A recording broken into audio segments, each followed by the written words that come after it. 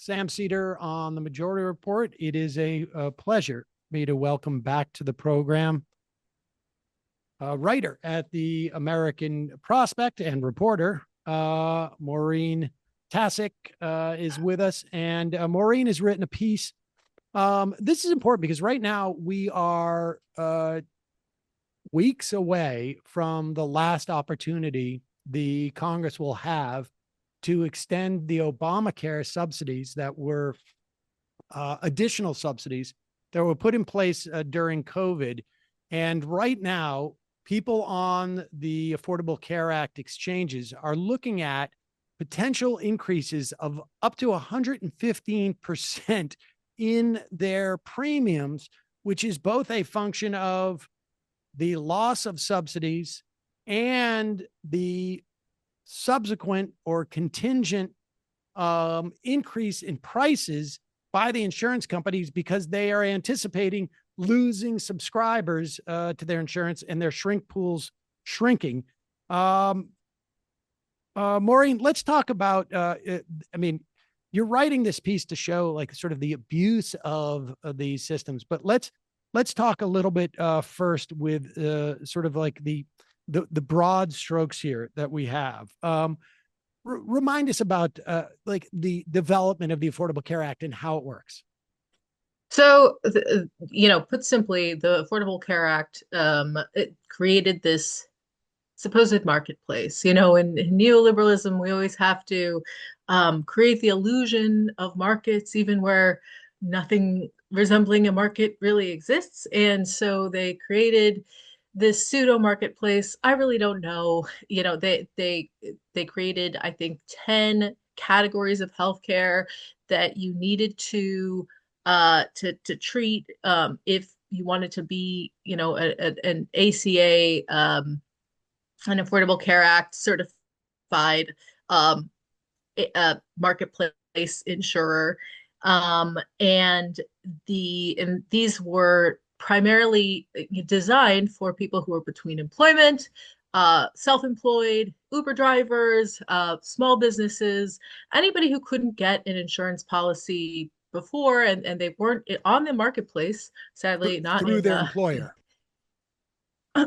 Right, who couldn't get insurance through normal means, through their employer or through Medicaid or what have you. And it subsidized those plans pretty liberally up to 400% of the poverty line. And beyond 400% of the federal poverty line, which when the ACA passed was around $40,000, $42,000 a year for a single person. Now it's around $62,000 a year for a single person. You got nothing. And that was, but you did get a chance to buy insurance if you had a pre-existing condition, which was something that had been extremely difficult for, there had been years of stories basically about self-employed or small businesses, small business owners who would have a child who had a rare disease and had to go work as a cable guy, just to get insurance for their kid. I've read tons of stories about this was a huge problem. Right now, the problem, and I want to say, I will correct something. A lot of people are going to be seeing 300% increases in their premiums. And this is if you are in that 401 plus percent of the federal poverty line income bracket. And that is for a family of four, it's $128,000. If you make $129,000 or $132,000, in 19 states, your premiums are going to triple. And that's insane. How is that going about? And I just want to just remind people that there were really three major components, broadly speaking, to the Affordable Care Act. The actual name of the bill, people refer to it now as Obamacare, was the Patient Protection and Affordable Care Act. So there was a whole host of stuff that were patient protections, like you say, no rescission, no lifetime caps, no annual caps, You can stay on your policy to your 2060. There was actually a list of things that Right. actually qualified it to be considered real insurance, as opposed to like sort of scammy insurance that really didn't necessarily support you. The other part was the expansion of Medicaid, which the Supreme Court said was optional for states. And I think we were close to, I don't know, 80-90% of the states have expanded Medicaid since then. Many of those Republican holdouts succumbed to the pressure. And then what we're talking about is the exchanges, which dealt with, I think at the time, close to 40 million people who were not eligible either for Medicare or Medicaid, or were not getting it from their union, like you say, or their workplace. And so this is what we're talking about specifically, that tranche of people. And so why is it that if you're at 401% of poverty, you could be looking at 300% increases in insurance? I didn't know that. So that is because that is how expensive these ACA plans have gotten. And I don't know, I have to, I've been meaning to do some historical research on just what the average plan was at the beginning, because I've been told that there are certain very high cost states. West Virginia is one, very unhealthy. Um, Vermont is one, possibly because they're across, the border from Canada and people are doing their own sort of arbitrage.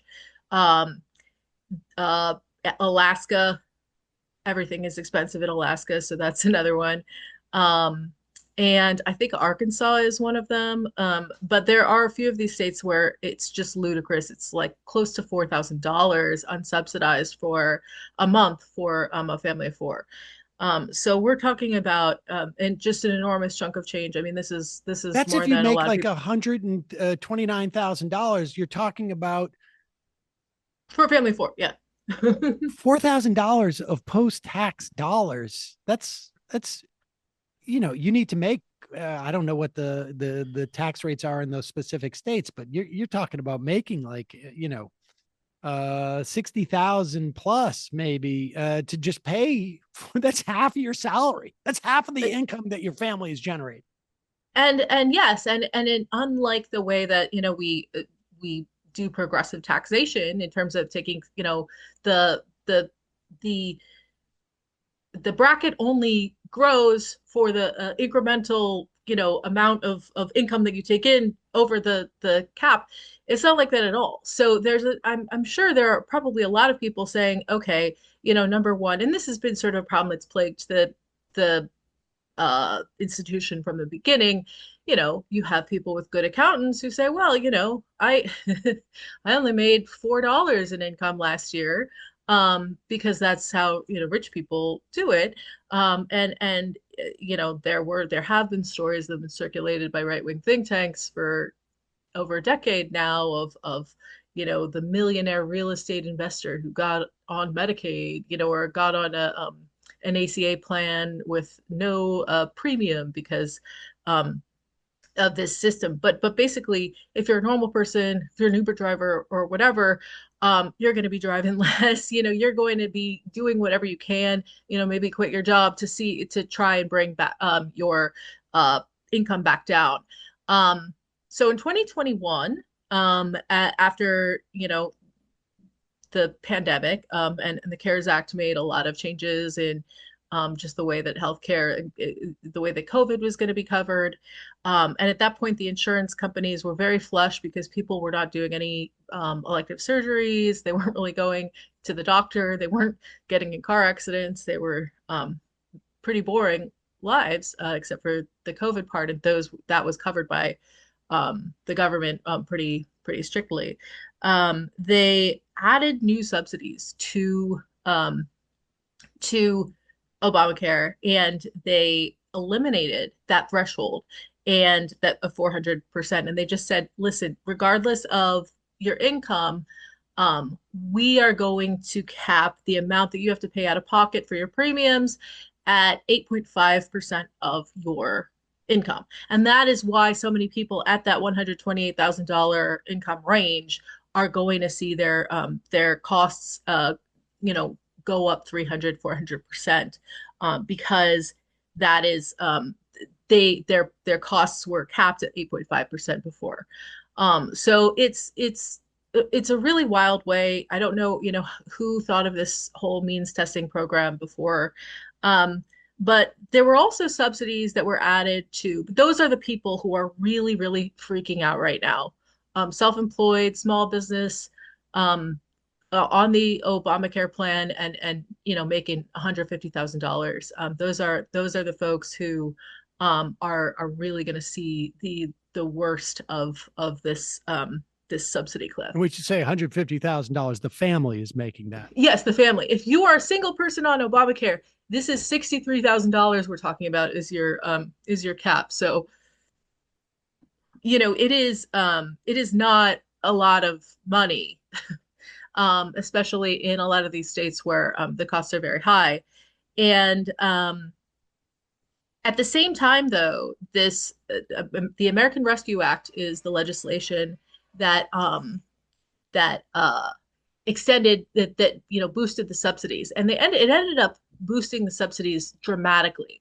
But it added boost into those subsidies at all levels. So if you were up to 200% of the poverty level, you were eligible for a zero premium plan, a silver plan. And sorry, my husband keeps calling me. I need to just turn this off because long story. But the so they added a whole lot of premiums at every income level, and where the insurance companies really got excited was at that lower end income level, because it's not too hard to sell somebody on an insurance policy that is completely free. Right. And so what they were doing is, in a lot of these states, is going to very low income people. And in a lot of these cases, in Florida and Texas, which are non-Medicaid expansion states, they had all been barred by the CARES Act, I believe, from kicking enrollees off Medicaid during the public health emergency. So that was until 2023. They were really itching to kick some people off Medicaid. And Florida ended up in 2023 and 2024 kicking close to 2 million people off their Medicaid rolls. These are already very very limited rolls. And so they would find these people who were on Medicaid or were they were Medicaid eligible. These are insurance company brokers, essentially. Right. Brokers or street teams hired by these brokers. And the brokers are really not supposed to do this. They have this new sort of like reservoir of potential customers, as it were. All these people kicked off of Medicaid who are desperate for health insurance, but have really no means in which to pay it. So if you're selling them something, which is going to be fully subsidized. It's basically like an opportunity for a sort of a win-win for everybody. Maybe not so much the taxpayer, but right. That's part of it. And so then what happens? So yeah, and not again, a lot of these people didn't have any idea what they were offered. In this case, there was this little boiler room called Fiorella Insurance Agency, owned by it was purchased during the course of this fraud by the private equity firm GTCR, which is a big Chicago private equity fund that whose principal is the former Illinois Governor Rauner. That's the R in GTCR, but they're huge in healthcare. So this agency was going to bus stops and homeless shelters and motels and basically bribing people with booze and gift cards to sign up for their Obamacare plans. And to do this, they would have to actually, because before 2023, they would have to go through a long series, because Medicaid wasn't actually supposed to be kicking people off the rolls. So you had to work pretty hard to get the administrator to agree to kick you off the rolls. You had to sort of, supply falsified income statements or say that, you had made a turn for the better. And these are people who are living in homeless shelters or people who are living in motels, say, no, you are about to come into a lot of money and you simply didn't qualify anymore. But they were doing that because they were getting if you sell these policies, you get a commission of up to $30 per month for the year per enrollee. So if you sell, a household of four, that's a chunk of change. I think it's like So, over a so to be thousand clear, dollars. so an outfit like Fiorella would actually do all the paperwork to say this person's no longer eligible for Medicaid. They get bumped off. Then they sell this product on the exchanges to the customer. They get the fee. Does the customer even know that they have health insurance at that point? Do they use the health insurance? Or, I mean, because it seems to me like if it's just a matter of like, okay, this person was booted off of Medicaid, which happened in Florida and Texas, like you say, and the person needs health insurance. I'm just functioning as like a community advisor. Like that's what, when ACA launched, they were like these sort of entities that were NGOs that were paid to help connect people with the Affordable Care Act. But that's not all of it, right? I mean, they get them on the That's exchange, yeah. and then what happens? What happens, and there's all kinds of variations on this scam. This was the scam where they go, find homeless people, poor people, and convince them to, bribe them into switching their insurance. And for the most part, those people did know that their insurance had changed. They thought that it wasn't going to make a difference. Their treatment ended up getting disrupted. There's another class of scam where, that's much more deceptive, where they were getting you know random people to watch videos and enter in information, and then these people were finding when they went to get care that they'd actually been kicked out of their insurance, and some of these people had commercial insurance policies, and they were finding out that they were enrolled in the ACA. CMS actually had last year 200,000 complaints about this very type of fraud. So this was a fraud that was really, ubiquitous in the country. And again, when you look at the numbers in 2020, we had 11 million, I think 11 million Americans on ACA plans. In 2025, that number is close to 25 million. So you saw enormous growth.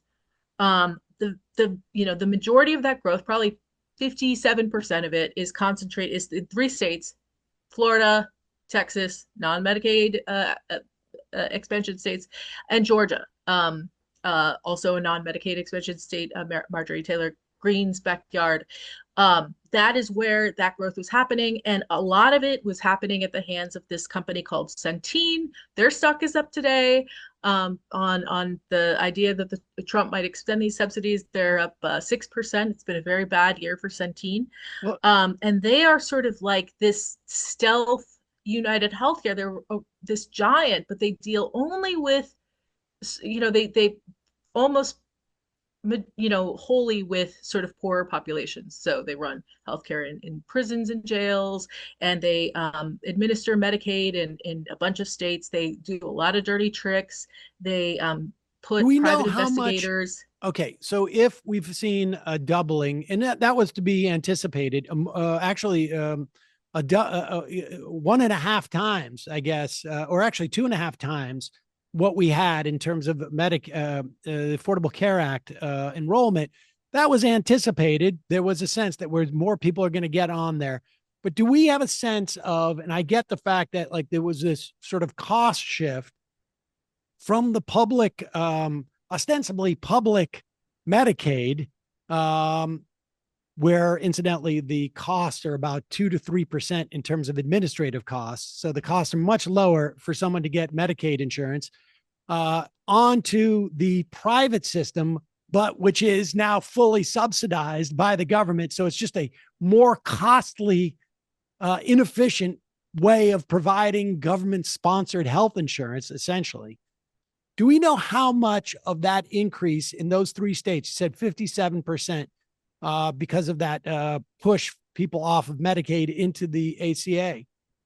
But do we know how much of that is like fraudulent, and or that people were guided off of Medicaid, even though they were still eligible for Medicaid, into the exchanges?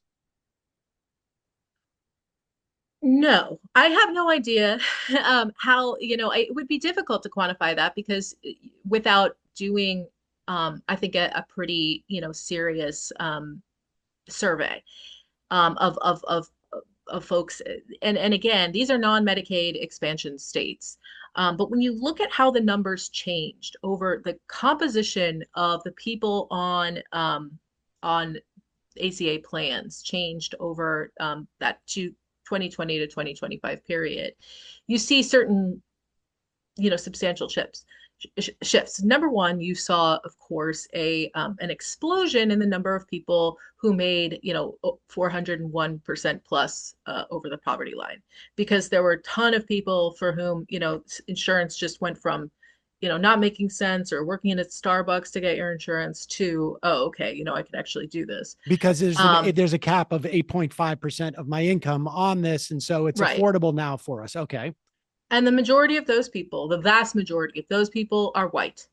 Um, At the same time, however, even still, even with this explosion at the top end of the income uh, stream, you saw the ACA go from a majority white, I think 58% of the enrollees were white, to now it's like 51%.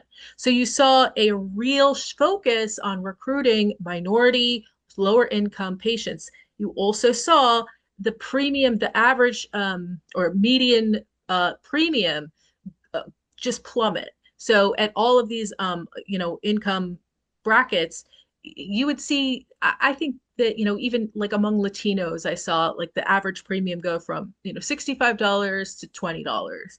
And part of that is because of the subsidies. And part of that is because they're bringing new Latinos into the programs, and they're selling them on whatever kind of zero premium plan they can.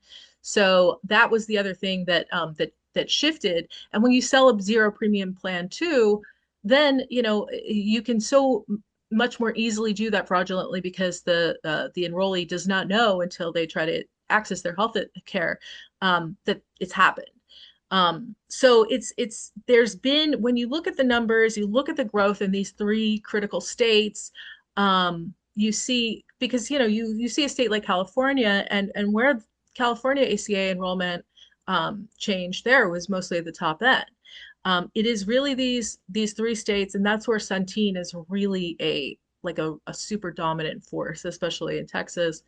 Um, you saw these boiler rooms selling these plans and doing kind of whatever they had to do to get people on the program. And this is, of course, illegal, but one Why thing is it that, illegal? What is the illegal part?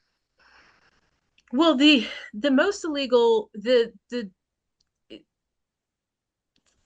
when the recipient is qualified for Medicaid, that is, if you're coaching, and which Okay.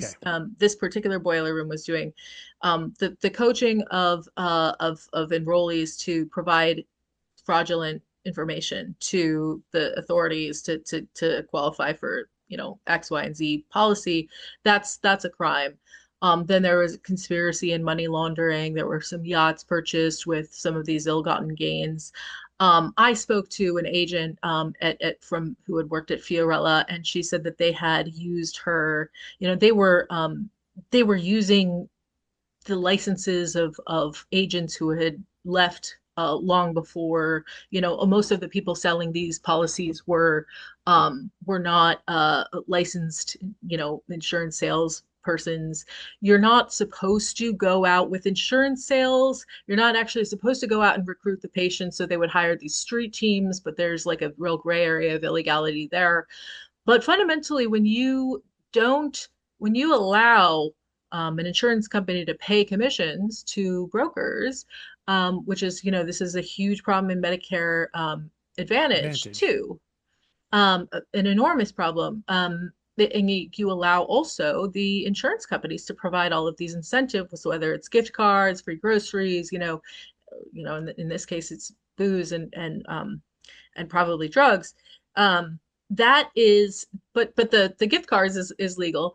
Um, that is, that's obviously going to create a perverse incentive. Right. Why are these commissions allowed? Well, this is the problem writ large, and this is largely the point of your piece, is that we have incentive structures built into our healthcare system that are completely inefficient in terms of like the end goal of providing people with healthcare.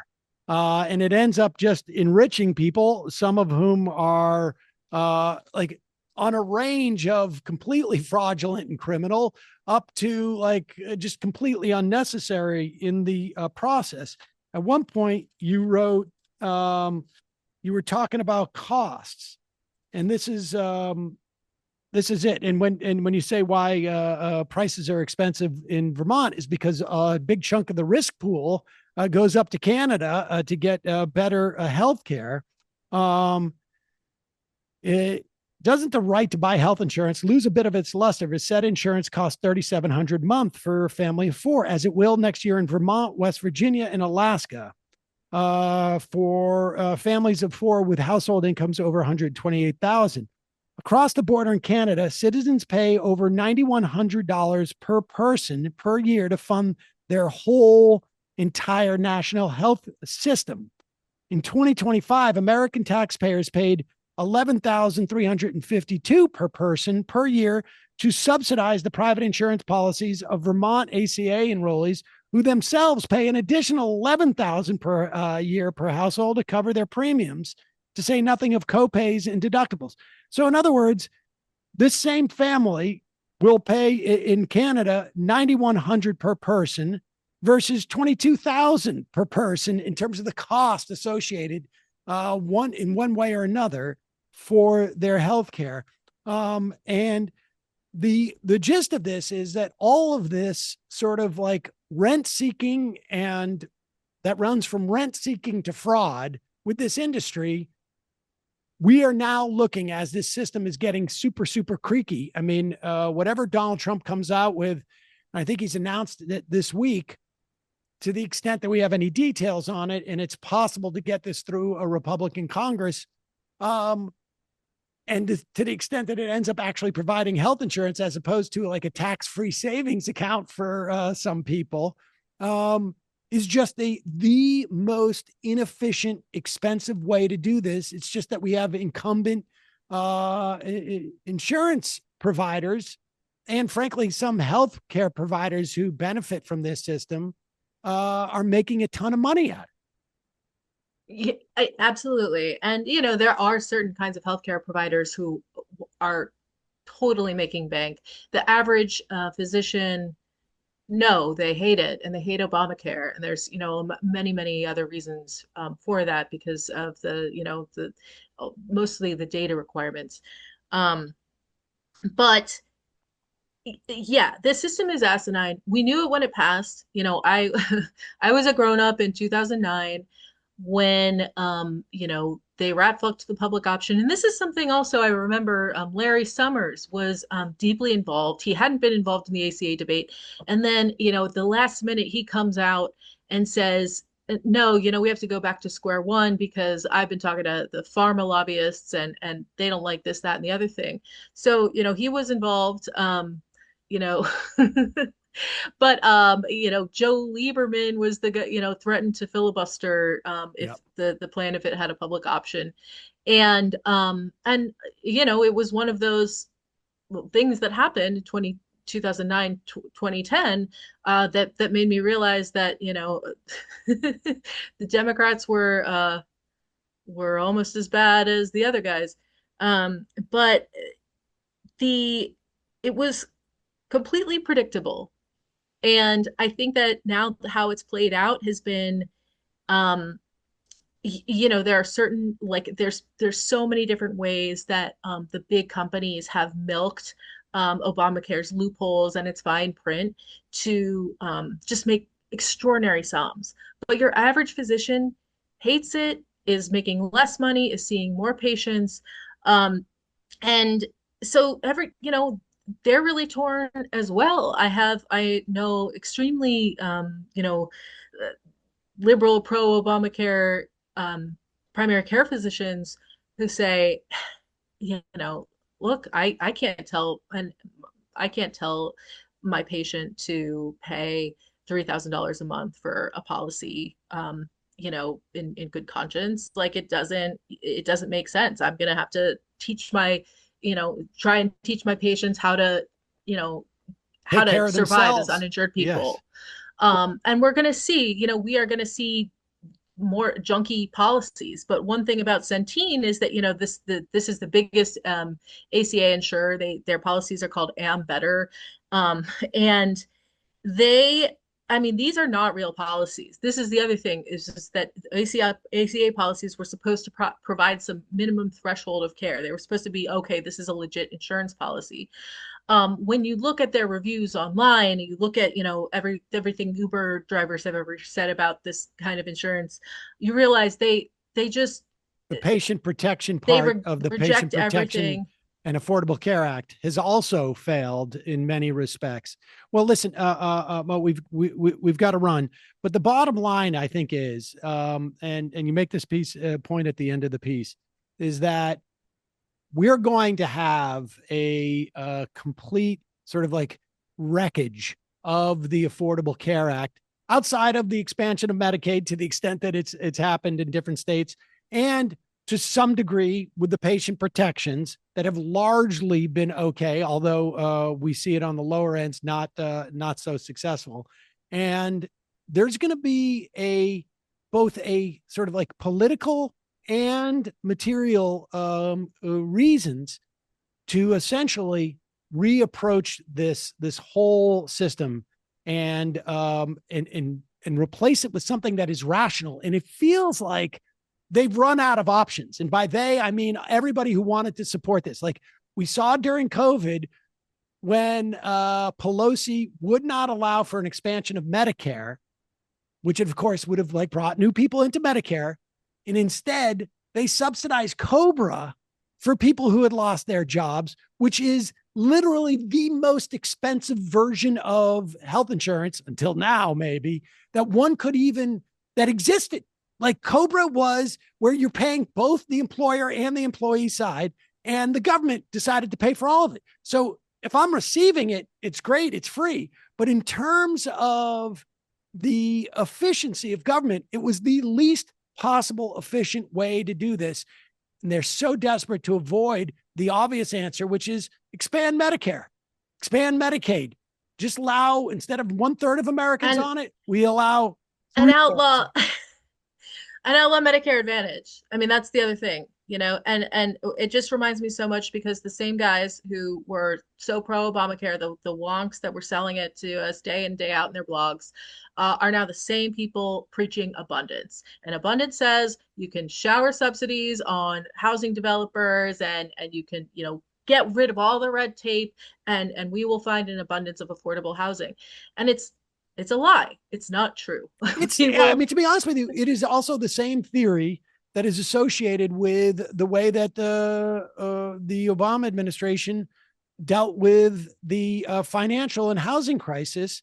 You had two options. One option was you pay the money to the people who owe the bank, and they pay the bank off, and the bank gets made whole, and that person gets made whole, like FDR did, or you subsidize the banks and hope they do the right thing. And the fact is that in the private market, the incentives are not aligned with getting the most efficient delivery of all these products. It is make a profit first and foremost.